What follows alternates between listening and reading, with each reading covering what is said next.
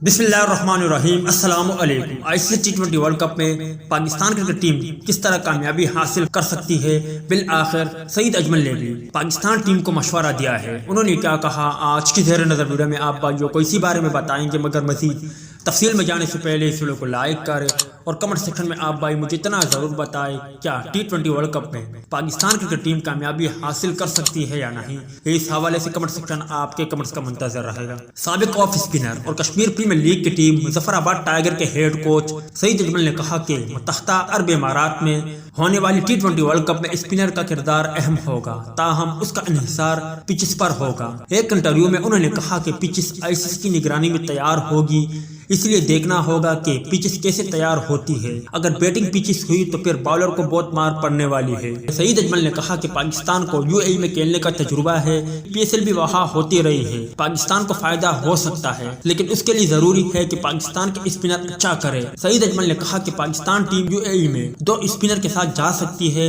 2 leg spinner को भी खिलाया जा सकता है, लेकिन फिर वही बात कि पिचेस कैसी होती है ये देखना होगा। बैटिंग पिचेस पर मार पड़ेगी। साबिक टेस्ट क्रिकेटर ने कहा कि केपीएल में मैचेस हाई स्कोरिंग हुए, बॉलर को मार पड़ी। 228 रन के हदफ का ताकुब हुआ, 212 और 213 आसानी से हुए। बॉलर को बहुत मार पड़ी।